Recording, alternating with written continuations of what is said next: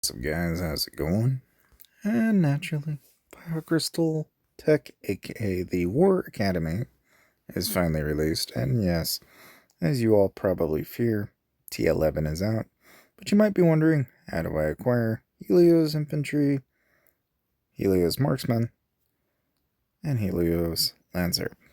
Well, short answer is it's about 10,319 fire crystals per unit type. So that's going to be shy of 40,000 or so, roughly, give or take.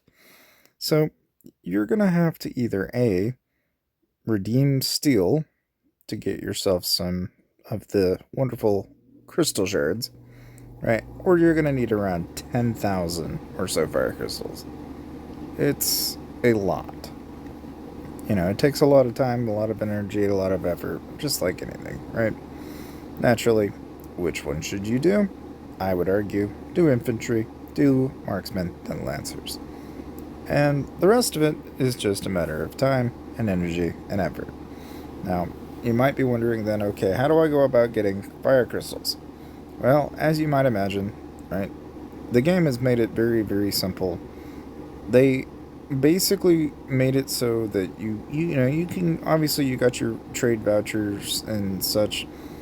You can grab a lot of your extra added loot for the Chandra Trading Station, but like anything, right? With Hall of Heroes and a lot of the other events. Of course, everybody probably has picked up on this, but if anything, you've got plenty of opportunities to grab it. So like here, you can go ahead and go into Alliance Mobilization, but every opportunity where you can get fire crystals is going to be ultimately a plus gain negative for you. Like if anything, you'll be going to the foundry shop, and from time to time, you might be grabbing some stuff out of here from time to time for those medals for Reyna, for example, or vice versa. You could also probably just as easily go in and, if you haven't already, start doing mercenary prestige, go through and start doing your scouts. Because again, you're gonna need a lot of freaking stuff. It's like it's just gonna be a kind of an onslaught of having to constantly do as much as possible. Of course, you got Canyon Clash, and of course, even though the drops and rewards that you get out of this event are there, it's also another opportunity for you to again grab some of those extra added components and pieces that you're gonna need. But if anything, right?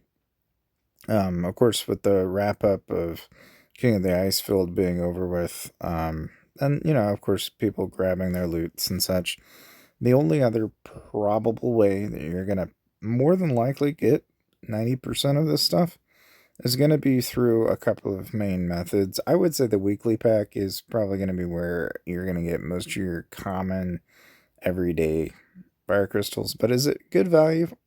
Kind of, but not really. And alternatively, right, for the same amount of money, you can go into mix and match. Okay. And for $5, you can see how much of a difference that makes.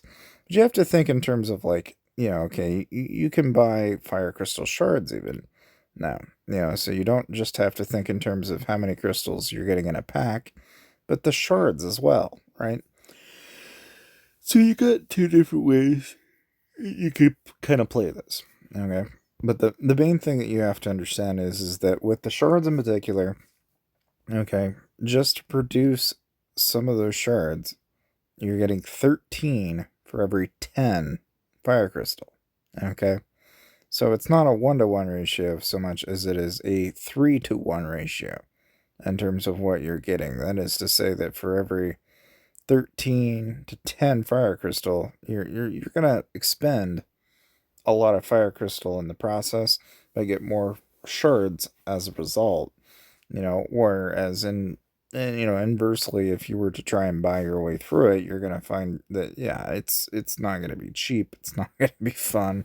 There's no way it's going to end well. It's one of those things where it's like you can kind of pick your battle however you so please.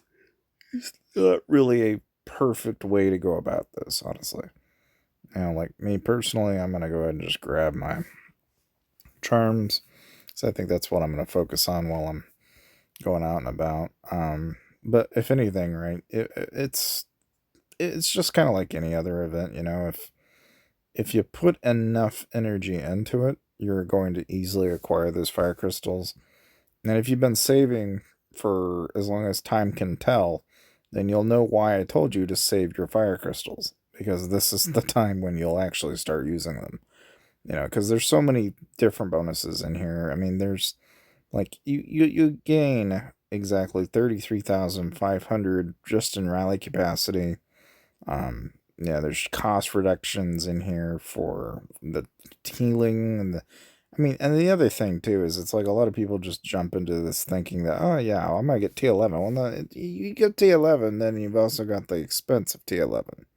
Okay, and along with that also comes all the perks and benefits. That is to say, you can see that, just from T10 to T11 alone, okay, it's a jump in power by almost like a fold of, like there's a jump there. Like you can kind of see how much of a load jump you've got. You've got, a 2 to 3 increase in your health and attack and your HP and your defense. Your speed ratio is obviously not changing, right? But like anything, it's like T11 are obviously better in every way. It's just like any other unit type. So, with that in mind, right, you've got a lot of work ahead of you. There's not going to be an easy way of going about this, and it's not going to be done in one shot, unless, of course, you've been saving for a long, long, long time. So, if you've done everything up until this point, or you've just been blindsided like most people, and you just happen to notice that, hey, you got the War Academy, and now you're panicking and trying to figure out what to do next, the answer is short and sweet and simple, and that you really, in order to get through this, you gotta pay to win. And this is one of those things where if you can get T11, great. But if you're free to play, you're probably going to need to just slow roll your way through it. And the only way you're going to do that is by acquiring fire crystals in any way possible. And from there, then the question becomes, is it worth dumping your time and energy into War Academy? Or should you be doing things like upgrading your buildings up to fire crystals 6, 7, and 8? And in the long term, a lot of people will tell you that, generally speaking, it makes more sense to do the fire crystals in your actual furnace and doing your upgrades on the buildings than it is to actually dump all of it into T11. Because the cost and expense of maintaining T11 units is really mostly for the pay-to-win crowd, and it is not something that a lot of players can really easily do or maintain on their own.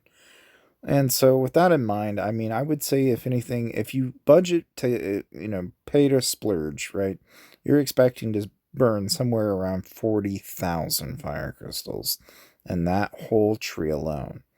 And not to mention the fact that there's also going to be furnace upgrades that you're going to have to acquire in the long run anyway.